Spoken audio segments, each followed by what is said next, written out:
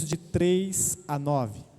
Atos, capítulo 9, versos de 3 a 9.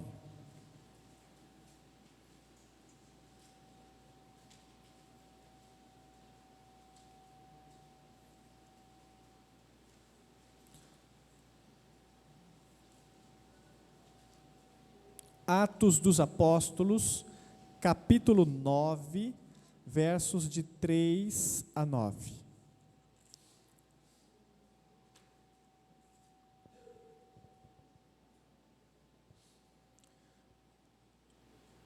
Se você estiver sem Bíblia, pode acompanhar a leitura no Data Show, versículos estarão lá. Diz o texto das Escrituras: em sua viagem, quando se aproximava de Damasco, de repente brilhou ao seu redor uma luz vinda do céu. Ele caiu por terra e ouviu uma voz que lhe dizia: Saulo, Saulo, por que você me persegue? Saulo perguntou: quem és tu, Senhor? Ele respondeu: eu sou Jesus, a quem você persegue. Levante-se, entre na cidade, alguém lhe dirá o que você deve fazer. Os homens que viajaram com Saulo pararam emudecidos, ouviam a voz, mas não viam ninguém. Saulo levantou-se do chão e, abrindo os olhos, não conseguia ver nada. E os homens o levaram pela mão até Damasco. Por 3 dias, ele esteve cego, não comeu, nem bebeu. Vamos orar mais uma vez? Ó Senhor Deus Todo-Poderoso, eis o momento em que a sua palavra será anunciada a nós. Abra nosso entendimento através da ação do teu Espírito Santo. Deixe-nos entender o que o Senhor tem a falar.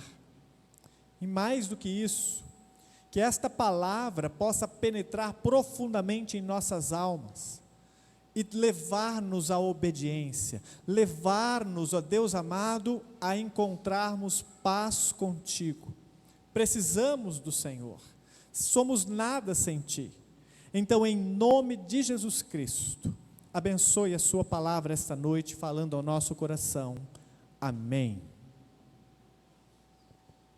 Queridos, quando uma alma é salva por Jesus, esta vida é impactada e transformada. Eu vou repetir essa palavra. Quando há uma conversão, uma salvação, uma obra de Jesus no coração de uma pessoa, toda pessoa que tem tido este agir de Deus em sua vida, tem a sua vida transformada, impactada. É possível dizer que essa pessoa não é mais a mesma. Todo encontro pessoal com Jesus, todo trabalhar do agir do Espírito no coração do indivíduo, promove uma transformação acentuada na vida da pessoa. É comum vermos pessoas até mesmo dizendo: olha, eu não sei o que lhe aconteceu, mas você parece outra pessoa. Eu não o reconheço mais. Você antes pensava de um jeito, agia de um jeito, falava de um jeito, e agora parece que você se tornou uma outra pessoa. O testemunho do apóstolo Paulo é um exemplo maravilhoso de uma conversão genuína, ou de uma experiência dramática de salvação com Jesus. Sem sombra de dúvidas, esta é uma base interessante para usarmos, para refletirmos sobre nossa própria conversão. O que aconteceu com Paulo serve de base. Por quê? Porque não há dúvidas que Paulo foi convertido. Não há dúvidas que Paulo se tornou um grande embaixador da igreja. Não há dúvidas que Jesus fez uma obra poderosa em sua vida. Então podemos avaliar nossas vidas a partir do encontro de Jesus com Saulo. A conversão de Saulo, na qual ele colocou a sua fé no Salvador, de perseguidor cruel, a homem de Deus, missionário do Senhor e plantador de igreja. Olha o tamanho da mudança. Saulo se orgulhava de perseguir, aprisionar e até mesmo matar cristãos. Agora mesmo, enquanto estava a caminho de Damasco, ele tinha cartas de autorização para prender os cristãos que lá estavam, trazer para Jerusalém para serem julgados e condenados. Ele era o embaixador dos fariseus contra a igreja de Jesus. A missão de vida de Saulo era uma só: acabar com a fé cristã. Este homem não cria em Jesus de forma alguma. Este homem questionava tudo o que Jesus ensinava com absoluta convicção. De repente, na estrada, tudo muda. E este homem se torna agora uma pessoa chamada e um trabalhar, um agir do Espírito em sua vida, do Espírito de Jesus, e ele se torna uma outra pessoa. O verso 3 diz o seguinte: em sua viagem, quando se aproximava de Damasco, de repente brilhou ao seu redor uma luz vinda do céu. Saulo ainda estava avançando a toda velocidade para Damasco, quando a luz vinda do céu, brilha ao seu redor. Saulo e seus companheiros caem no chão.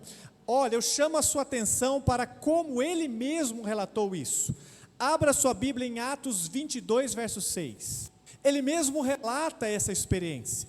Olha o que ele diz: por volta do meio-dia, e aqui é Paulo mesmo relatando, me aproximava de Damasco, quando de repente uma forte luz, vinda do céu, brilhou ao meu redor. Em Atos 26, versículo 13, ele também faz este relato. Por volta do meio-dia, ó rei, estando eu a caminho, vi uma luz do céu. Olha a descrição dele: mais resplandecente que o sol, brilhando ao meu redor e ao redor dos que iam comigo. No relato, ele dá um detalhezinho interessante. A luz era tão brilhante que ele chega a dizer que era mais forte que o próprio sol. Então nós vemos aqui os detalhes, ok? Aqueles que viajavam com Saulo ouviram a voz do Senhor como ele, mas não entenderam as palavras. Atos 22, verso 9. Olha o que Paulo diz sobre essa experiência dos companheiros de viagem. Os que acompanhavam viram a luz, mas não entenderam a voz daquele que falava comigo. Então, tudo que Lucas está relatando em Atos capítulo 9, mais tarde, o próprio Paulo confirma, com riquezas e detalhes. Por quê? Porque certamente aquele encontro foi inesquecível. Como você reagiria no lugar de Paulo? Se você fosse surpreendido num caminho para o seu trabalho, com uma luz resplandecente assim, te envolvendo completamente, ao ponto de você ficar cego. Como você reagiria a esse encontro? Sem dúvida, esse encontro marcaria a sua vida para sempre, e você sempre poderia falar a respeito deste dia. Olha, um dia eu tive um encontro especial com Deus, e você falaria disso em qualquer lugar onde você estivesse e tivesse oportunidade. Saulo realmente viu Jesus, mas ele não viu Jesus morto na cruz, ele não viu Jesus com as suas roupas normais, ele viu Jesus glorificado, brilhando com a sua própria glória, e ele diz, e descreve com as suas próprias palavras, era mais intensa do que o próprio sol. Esta é a visão de Paulo, amém? Enquanto ele testemunhava repetidamente a mesma versão, Atos 9:17, Atos 9:27, Atos 22:14, 26:16, 1 Coríntios 9:1, 15:8, em todos estes textos, Paulo relata este encontro.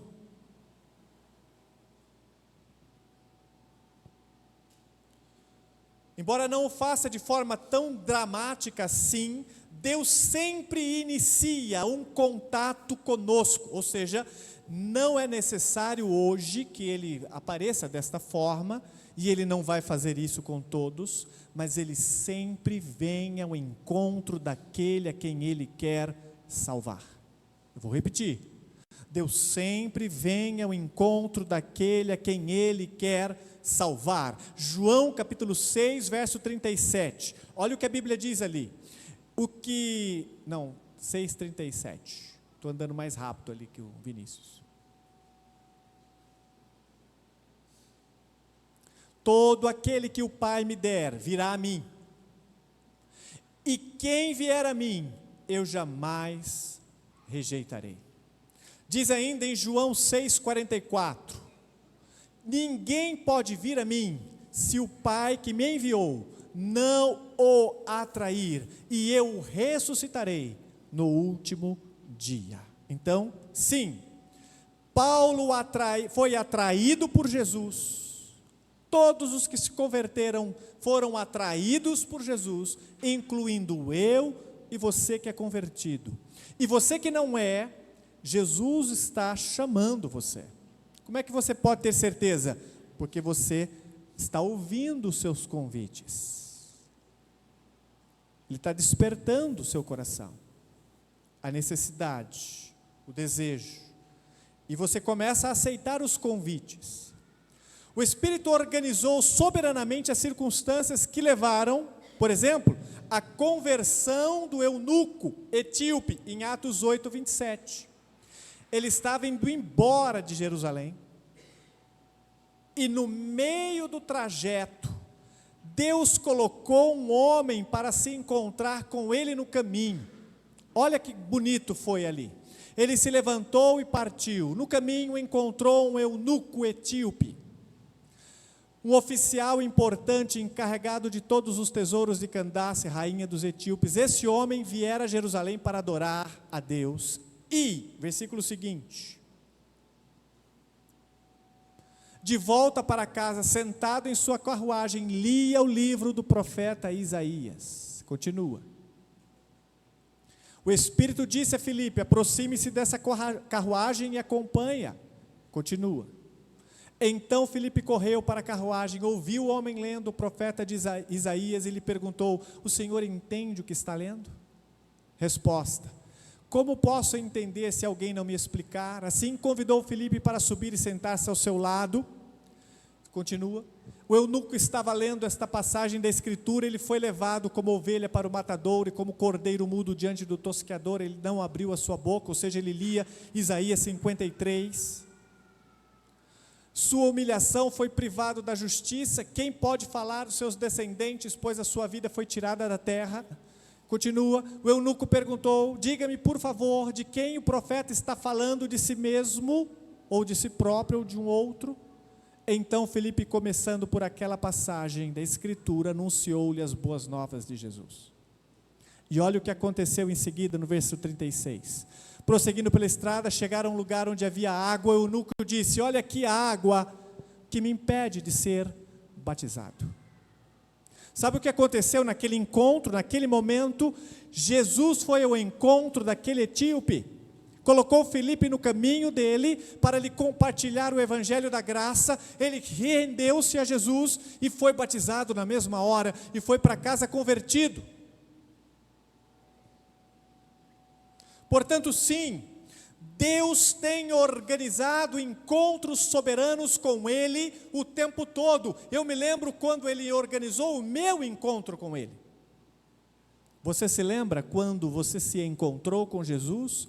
Como ele o atraiu, como ele o chamou, como ele o trouxe até a ele? Isso foi e é necessário, visto que nós somos incrédulos, e por natureza própria nunca procuraremos a Deus. Ele precisa tomar a iniciativa de vir até nós e de nos chamar ao arrependimento, porque homem nenhum, por conta própria, vai buscar a presença de Deus. Toda iniciativa vem dele inicialmente. Ele toca o coração, ele desperta nós para buscá-lo. Ele diz: não fostes vós que me escolhestes a mim, mas eu vos escolhi a vós.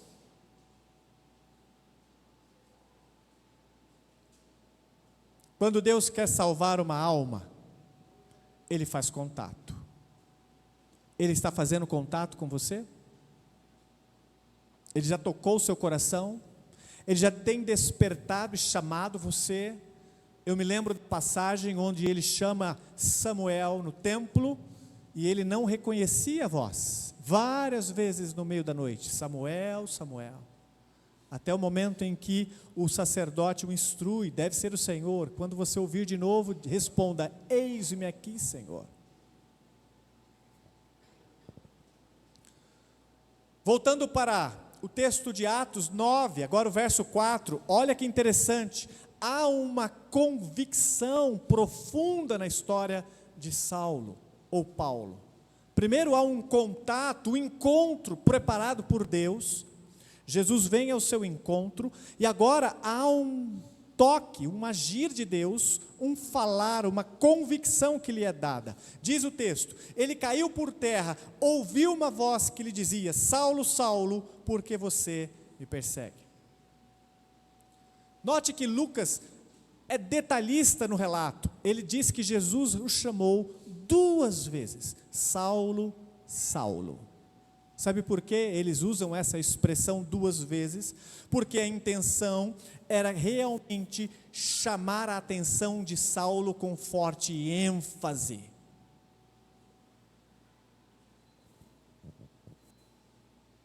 Marca então uma forte repreensão de Jesus, com a intenção de trazer angústia à sua alma, para que Saulo percebesse o quão errado ele estava ao perseguir o próprio Jesus e a sua igreja. Saulo foi um dos muitos que odiavam Jesus sem motivo. As palavras de nosso Senhor para ele foi: por que você me persegue?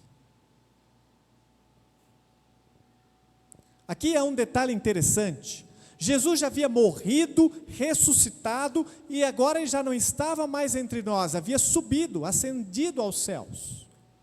Por que, Saulo, você está perseguindo Jesus? Jesus já não está mais andando entre nós.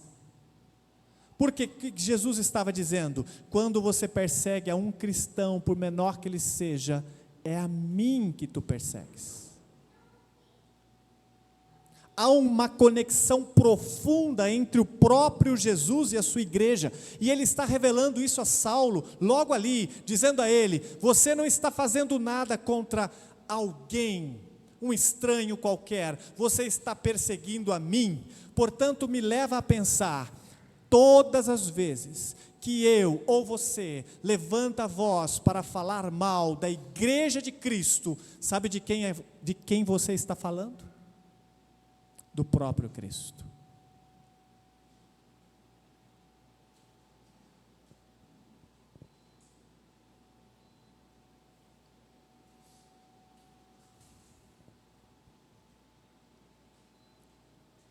Nenhum golpe desferido por terra não será sentido no céu por um nosso sumo sacerdote. Ou seja, se você bater em um cristão, porque ele é cristão, você bate no próprio Senhor Jesus, que é o Senhor dele que está nos céus.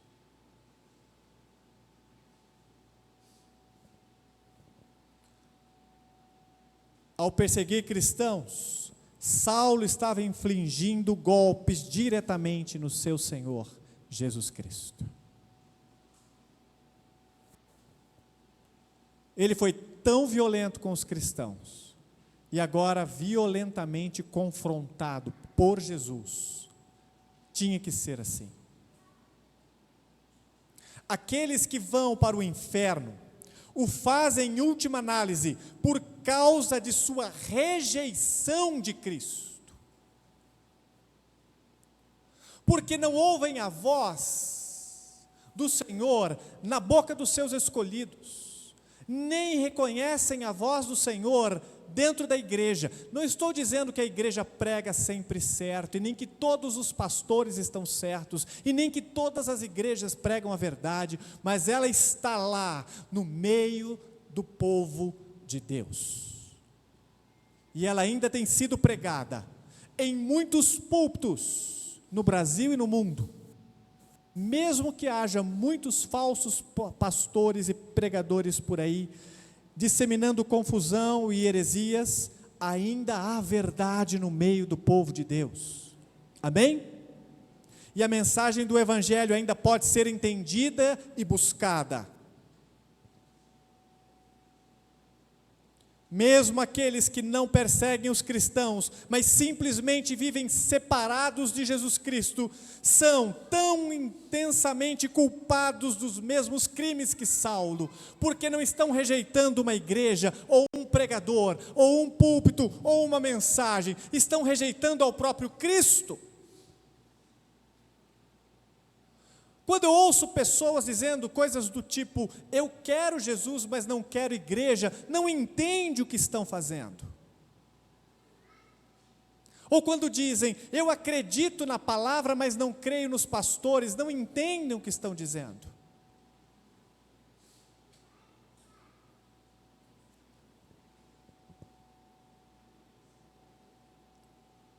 O próprio Saulo escrevia mais tarde em 1 Coríntios capítulo 16, versículo 22, se alguém não ama o Senhor, seja amaldiçoado. Vem, Senhor Jesus.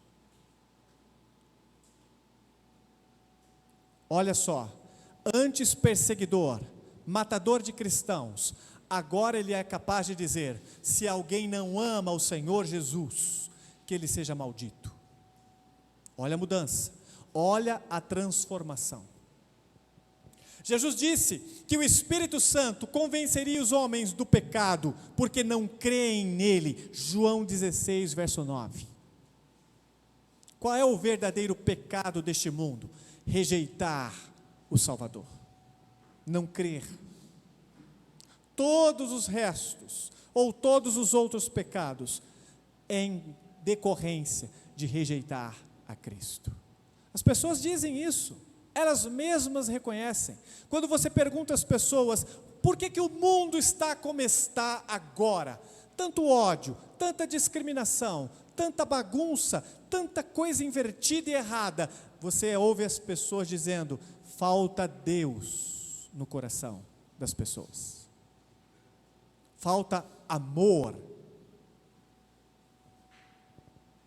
Mas o problema é que elas querem amor, mas não querem Jesus. Elas querem receber a paz, mas não querem Jesus. Elas querem todas as bênçãos de Deus, mas não querem compromisso com Ele, o autor e o doador das bênçãos. Há um jeito de receber a salvação de Jesus, sem ter que me comprometer com igrejas, sem ter que ser batizado, sem ter que mudar a minha vida, parar as coisas que eu amo fazer porque são erradas. Eu gostaria de ter Jesus, mas eu não queria ter que mudar nada na minha vida. Eu sinto lhe dizer, mas não há dois caminhos para seguir. E ele já disse, se alguém quer vir após mim, negue-se a si mesmo, tome a sua cruz, então vem e segue-me. A verdadeira salvação, então, deve incluir convicção de pecado. Convicção. Você tem que estar plenamente convencido do erro que você está cometendo. Você tem que estar completamente compelido a admitir a verdade, de que eu e você somos terríveis pecadores, e que estamos distantes de Deus, e que merecemos a condenação. Não, pastor, eu não sou tão pecador assim, eu não posso ser, eu sou uma boa pessoa, eu sou um trabalhador honesto. Vou à igreja de vez em quando. Não cometo grandes crimes, tem pessoas muito piores do que eu por aí. Veja bem, eu nunca matei ninguém, nunca roubei, pelo menos grandes valores ou grandes fortunas, eu nunca fiz mal para ninguém. Você se ilude, você se auto-engana, porque em Mateus capítulo 5, Jesus chegou a dizer que se você sentir raiva de alguém, já cometeu assassinato. Se você olha para uma mulher com intenção impura no coração, no mesmo capítulo de Mateus 5, ele diz que você já é adúltero. E que basta uma mentira, em Apocalipse 21, verso 8, uma mentira, para que então nós todos mereçamos o fogo do inferno. Apocalipse 21, verso 8, coloque esse versículo lá para mim, Vinícius. Uma só, porque ele diz: todos os mentirosos, o lugar deles será no lago de fogo que arde com enxofre. Esta é a segunda morte. Então sim, se eu e você queremos ser salvos, queremos ter a mesma segurança que Paulo, de estar no céu com ele, é necessário reconhecer o estado atual da nossa alma. Nós estamos quebrados, falidos, incapazes de agradar a Deus e merecemos a condenação.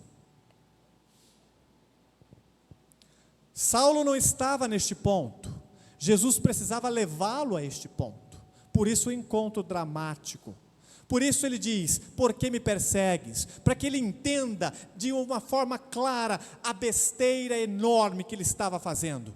Ele estava buscando destruir a fé do próprio Deus que ele dizia amar, ele estava rejeitando o caminho que ele dizia que era o caminho de Deus, mas ele estava buscando destruir a verdade.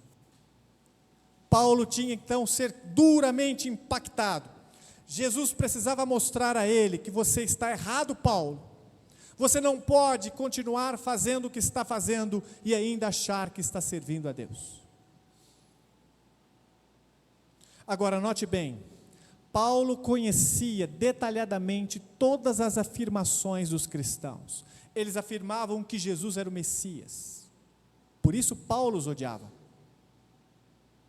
A igreja afirmava que ela própria era o único caminho para a salvação. Por isso Saulo a odiava.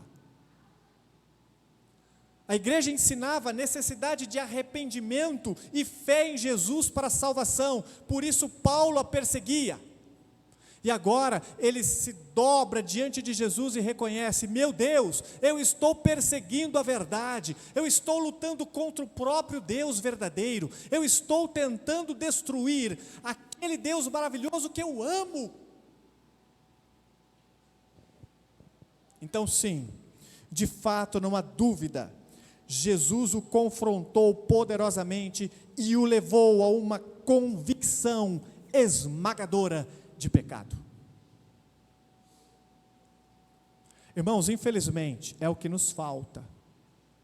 Nos falta um reconhecimento profundo do estado das nossas almas. Enquanto nós olhamos para nós mesmos e nos achamos bonzinhos, aceitáveis, melhores do que outros, não haverá esperança de salvação para nós. Temos que olhar o profundo da nossa alma e enxergar a miséria que somos, o tamanho da podridão das nossas almas. É o único meio de encontrarmos a graça de Deus.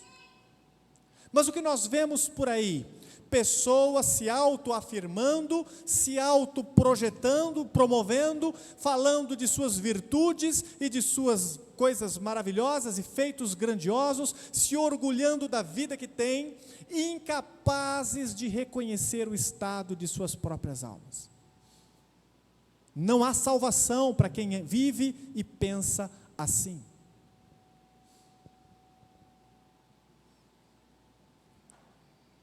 Ele sabia a verdade.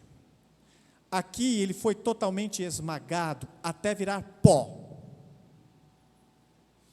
E naquele momento, abriu-se no seu coração a oportunidade de salvação. À medida que a transformação na vida de Saulo vai se desenrolando, nós somos lembrados de que Deus inicia o contato e Ele traz a convicção. Versículo 5. Saulo pergunta a Jesus: quem és tu, Senhor? Quem és tu? E ele responde: eu sou Jesus, a quem você persegue. A resposta imediata de Saulo, a pergunta: Saulo, Saulo, por que me persegues? É: quem és tu? Quem é você? Agora, como ele chama a Jesus? Senhor. Ele não diz: quem és tu? Ponto. Quem és tu, Senhor? Sabe por quê? Porque ele reconhece que aquela luz era divina e era Deus que estava aparecendo a ele. Porque ele sabia que não havia outra fonte na terra capaz de produzir uma luz como aquela. Então ele não tinha dúvidas: é Deus. Então ele chama de Senhor. O que mostra também que, embora ele fosse o perseguidor da igreja, ele sabia reconhecer a divindade, ele sabia reconhecer quem é o Senhor, e ele então pergunta: quem és tu, Senhor?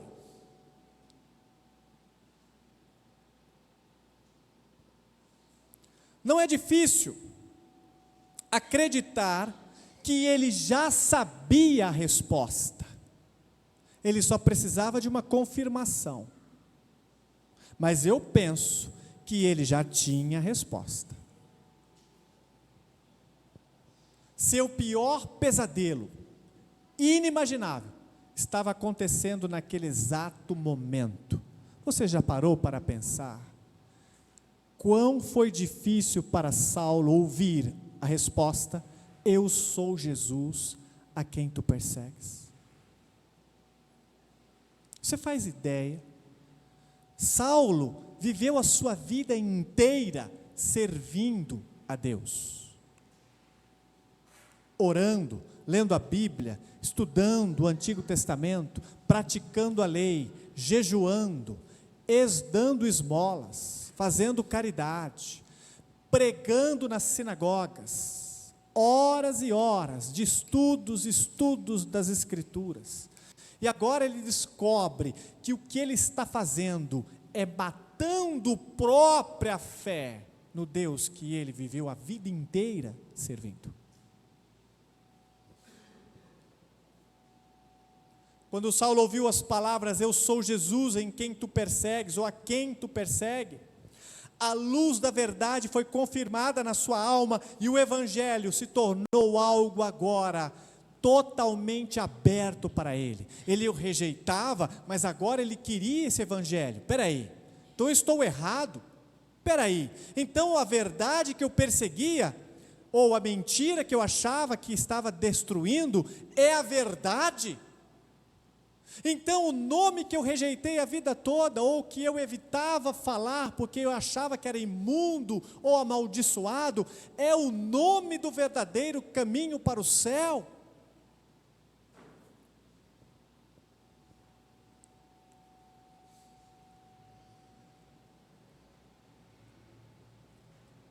Outro detalhe interessante: o Jesus que ele achava que estava morto, estava vivo, estava falando com ele.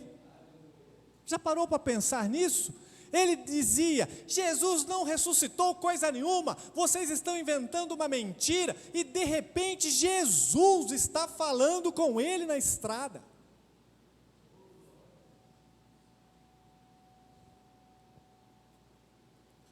Sim, o Senhor lhe lembrou naquele momento quão inútil estavam sendo os seus esforços para agradar a Deus. Atos capítulo 26, verso 14, olha o relato do próprio Saulo sobre isso. O Senhor disse-lhe: Saulo, Saulo, por que você está me perseguindo? Resistir ao aguilhão só lhe trará dor. Sabe o que é um aguilhão? O aguilhão era uma vara afiada que era usada pelo condutor para bater no animal. Ele está dizendo: resistir ao aguilhão só lhe trará mais dor.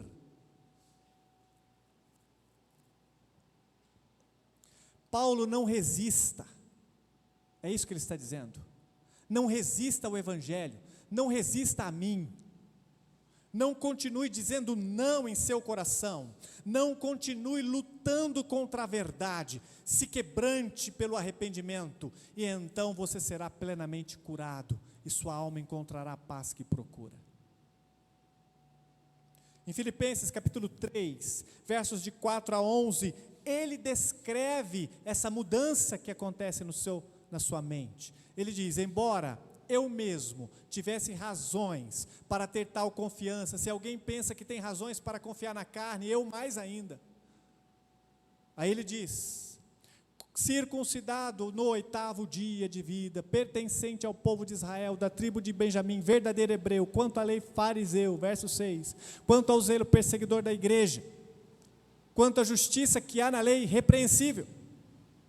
Mas o que para mim era lucro, passei a considerar como perda por causa de Cristo. Mais do que isso, considero tudo como perda, comparado com a suprema grandeza do conhecimento de Cristo Jesus, meu Senhor, por quem perdi todas as coisas, eu as considero como esterco para poder ganhar Cristo, e ser encontrado nele, não tendo a minha própria justiça que procede da lei, mas a que vem mediante a fé em Cristo, a justiça que procede de Deus e se baseia na fé. Quero conhecer Cristo, o poder da sua ressurreição e a participação em seus sofrimentos, tornando-me como ele em sua morte. Paulo desejava morrer como Cristo, por amor a ele, para que de alguma forma alcançar a ressurreição dentre os mortos. Paulo estava completamente mudado, e esta mudança aconteceu naquele encontro com Cristo Jesus. Aquela voz: Saulo, Saulo, por que me persegues? Não saiu da sua mente, nunca mais.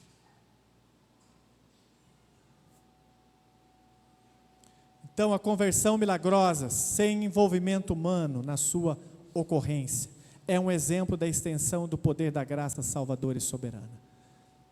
Quem pregou a Paulo? Ninguém. Quem foi o missionário que bateu na sua porta? Ninguém. Foi o próprio Jesus que falou com ele. E precisou apenas uma palavra, e foi suficiente para o coração desse homem ser trocado da água para o vinho. Talvez o seu coração precise desse toque. Talvez você tenha que ouvir ele dizendo: por que você ainda me envergonha com a sua vida?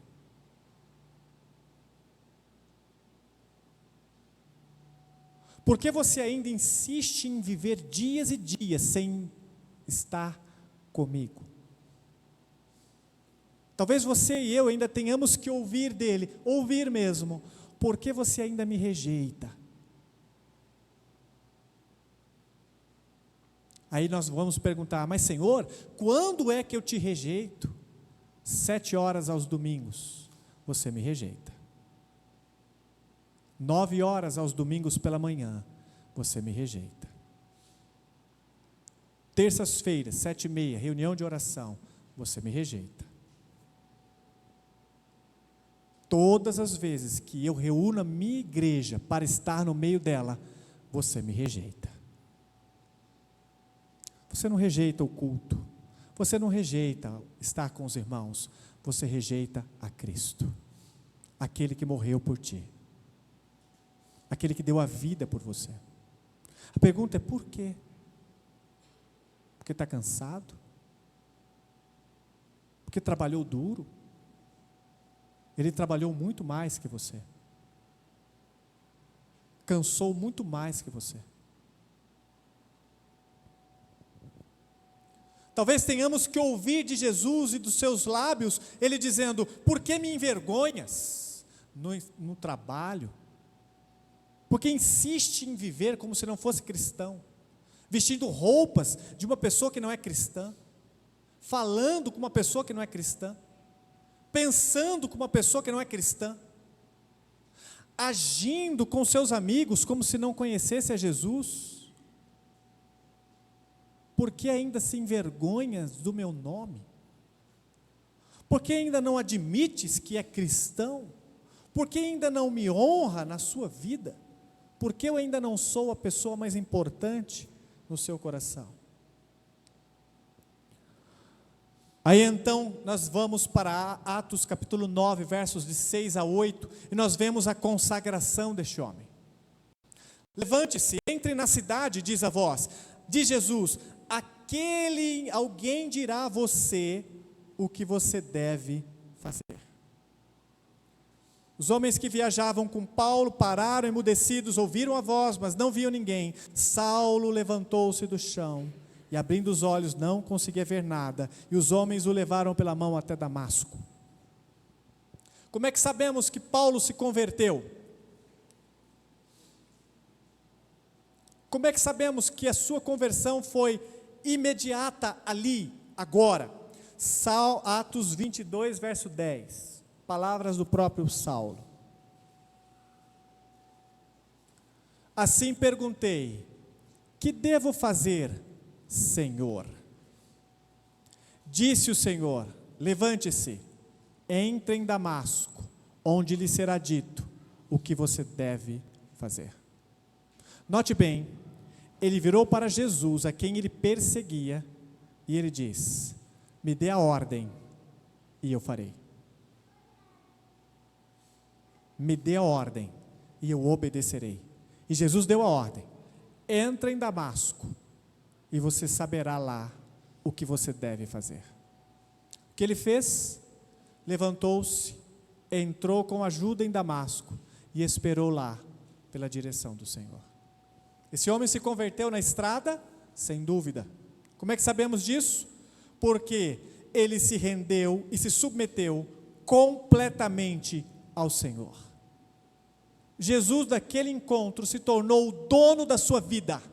Jesus, naquele momento, se tornou o Senhor do seu coração, e ele estava disposto a fazer tudo o que Jesus lhe ordenasse, até a própria morte dele, se fosse necessário, ele estava disposto a oferecer, se assim o Senhor lhe pedisse. Ele se converteu? Sem dúvida. Como é que sabemos? Pela vida de obediência que se seguiu depois. Como é que você sabe que você se converteu? Como é que você sabe que você agora pertence ao Salvador? Como é que você sabe que você é dele de fato? Pela vida que você vive de obediência a ele. Não ouço amém.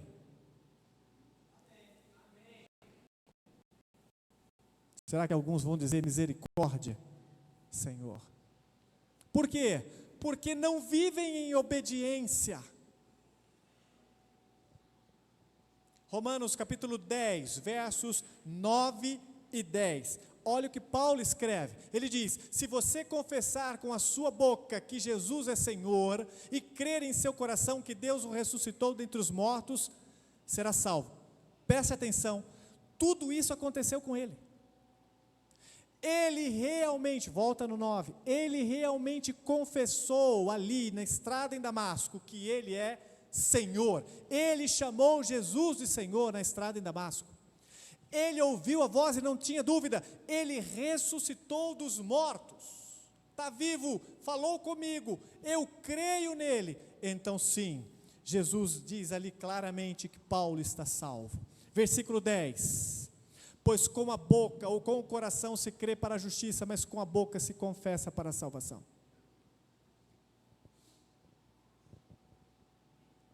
A questão da salvação não é se Jesus é Senhor, mas se somos submissos ao senhorio dele. Jesus é Senhor, quer você creia nisso ou não, mas ele é Senhor para você.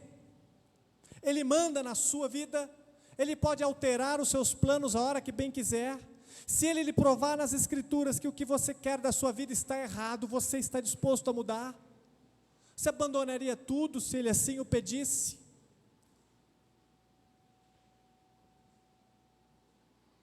Desde o momento da sua conversão até o fim da sua vida, ele, Paulo, foi submisso a Jesus Cristo. Amém? Saulo se levantou do chão, embora tivesse os olhos abertos, não via nada, guiando pela mão, levantou, entrou em Damasco. Sua entrada na cidade foi diferente da que ele esperava. Ele não entrou sentado num cavalo com as cartas em mão, dizendo e gritando: cadê os cristãos? Tragam-os aqui. Não, ele entrou humilhado, cabeça baixa, rendido, completamente submisso, e agora perguntando: Senhor, o que eu deveria fazer para lhe agradar? Ele saiu de Jerusalém determinado: acabarei com a fé cristã, e entrou em Damasco, crente.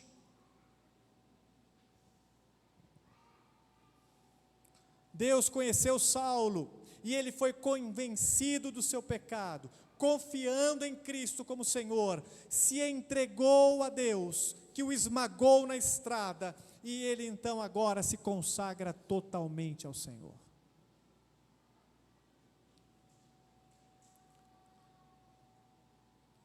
E concluindo, queridos, Atos 9:9, por 3 dias ele esteve cego, não comeu, nem bebeu.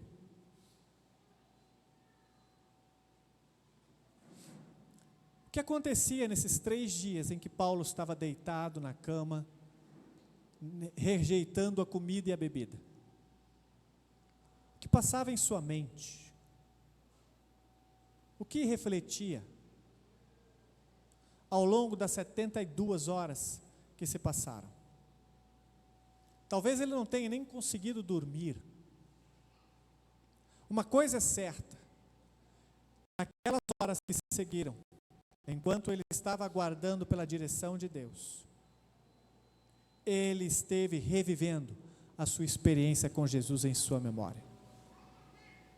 Ele voltou e refletiu sobre aquele encontro durante aquelas horas sem cessar.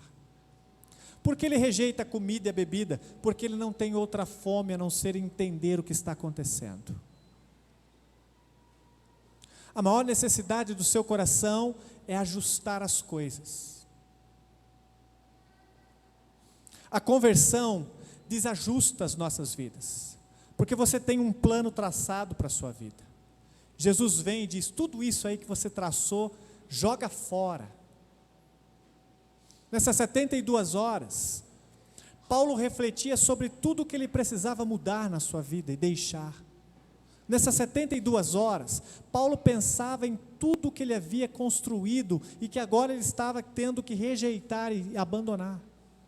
Nessas 72 horas, Paulo estava entendendo que a sua vida agora estava no eixo certo, com Cristo. Naquele momento, enquanto ele aguardava a direção do Senhor, ele estava matando Saulo, para que Paulo pudesse ressuscitar dos mortos. Eu vou repetir isso para terminarmos. Naquelas 72 horas de jejum, naquelas 72 horas de agonia, ele matava o Saulo, para ressuscitar como Paulo. Amém? Aquele homem nunca mais foi o mesmo. Quando Ananias o encontrou, ele já era um homem convertido. E dali para frente, a única coisa que ele fazia era tentar agradar e servir a Jesus. Enquanto Paulo mostra para nós o que é uma verdadeira conversão, com a sua própria conversão, eu espero que nós possamos fazer a seguinte reflexão: eu sou um convertido? Quais são as provas? Quais são as evidências? Quais são as transformações evidentes? Quais são as marcas na sua vida, na minha vida? Você serve a Ele? Você se preocupa com o seu agir, com o seu pensar, com o seu querer? Ou você vive a sua vida do seu jeito? Essa é a pergunta que eu quero chamar a sua atenção nesta noite.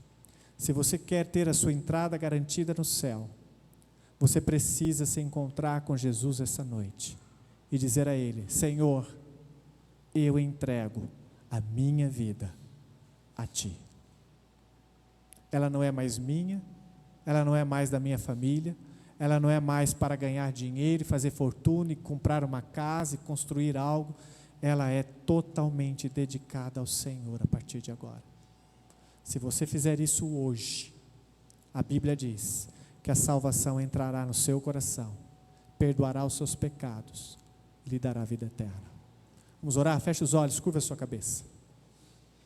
Maravilhoso Deus, nós chegamos à Tua presença nesta noite agradecidos pelos batismos, agradecido pelas canções, pelas orações, por tudo que foi feito, mas agora o nosso coração está perturbado, e a perturbação, ela vem do Senhor, ela vem da Sua palavra, porque ela nos mostra hoje claramente quão convertidos somos, quão comprometidos com Jesus estamos, e o quão determinados a servi-lo de todo o coração nós estamos.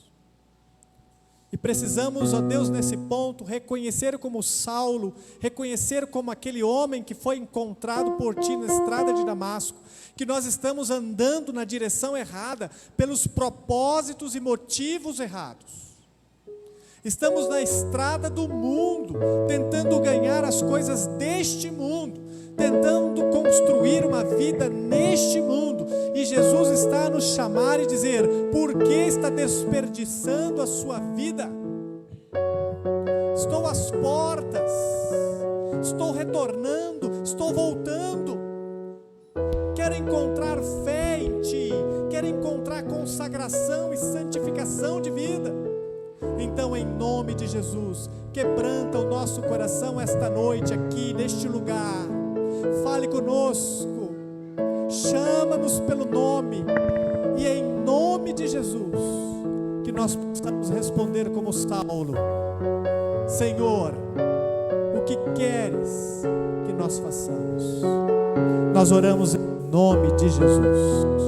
Amém. Continue com a sua cabeça baixa um instante, eu quero dar a você uma oportunidade. Eu não sei o que você entendeu de tudo que nós pregamos aqui esta noite, não sei, e eu não sei o que o Espírito de Deus falou ao seu coração esta noite, mas eu quero lhe fazer uma pergunta. Jesus chamou o seu nome, como chamou o de Paulo naquele dia? Jesus está chamando o seu nome e chamando você ao arrependimento, chamando você à convicção de pecado, chamando você a abandonar tudo por amor a Ele. Se Ele está chamando você, eis a oportunidade de responder com fé, como Saulo fez, e dizer: Senhor, eis-me aqui, eu estou aqui, eu me entrego a Ti. Se houver alguém aqui nesta noite querendo entregar o seu coração nas mãos do Senhor Jesus para segui-lo de todo o coração a partir de hoje, eu o convido a levantar a sua mão aí onde você está.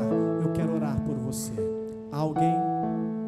Se houver alguém, levante a sua mão. Eu quero orar. Deus abençoe. Há mais alguém? Você pode ouvi-lo chamar a sua voz, chamar o seu nome. Você pode ouvi-lo dizer: você, ei, você aí, estou na estrada contigo, estou aqui, quero você para mim, entregue-se a mim esta noite. Há mais alguém? Se houver mais alguém, levante a sua mão, eu quero orar por você. Há mais alguém?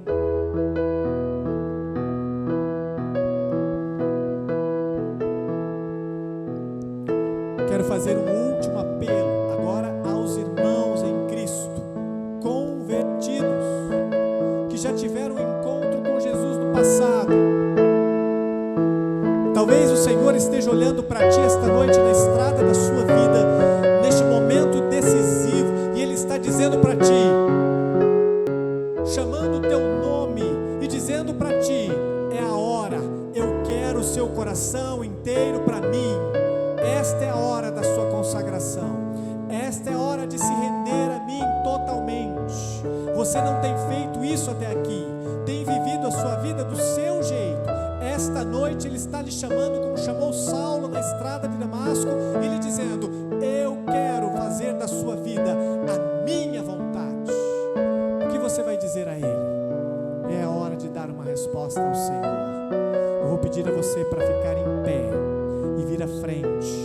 dobrar o joelho comigo. E se você é crente em Cristo e não tem andado com Jesus mais, por algum motivo, o rejeitou na sua vida, ou se afastou dos princípios das Escrituras por algum motivo, retorne a Ele hoje e diga a Ele: Senhor, meu coração é Teu, faz da minha vida a Sua vontade. Se houver alguém assim também, levante-se, venha à frente, dobre o seu joelho aqui, eu quero orar por você.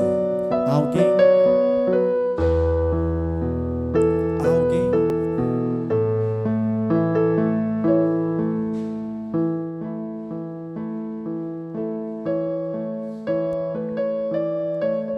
Pressuponho que está tudo bem com a sua vida cristã.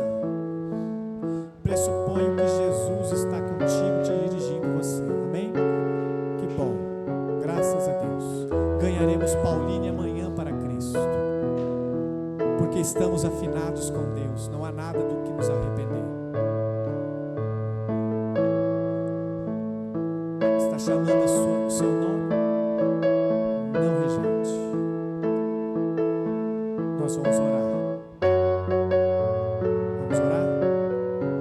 Feche os seus olhos, curva a sua cabeça. Senhor Jesus, o Senhor está chamando o nosso nome. Nós podemos ouvir hoje. É um som audível. É um convite. O Senhor nos chama porque o Senhor quer que nós venhamos a segui-lo. Por onde o Senhor quiser, nós devemos ir atrás de Ti. O Senhor nos chama como chamou Pedro, Tiago, João, Paulo, como chamou milhões de cristãos ao longo da história. O Senhor nos chama esta noite para sermos inteiramente seus. Estamos aqui prostrados diante do Senhor. Queremos lhe dizer: Senhor Jesus, nós nos rendemos em Tuas mãos. Nós queremos nos consagrar a Ti, nos entregar completamente a Ti, Senhor. E dizemos como Saulo, naquele dia, nós dizemos ao Senhor: Senhor, o que queres que façamos? Senhor, o que quer de nós? Estamos aqui. Opera em nossas vidas. Ela está nas Tuas mãos. Faz a Tua vontade. Em nome do Senhor Jesus. Amém. Amém. Deus abençoe, queridos irmãos.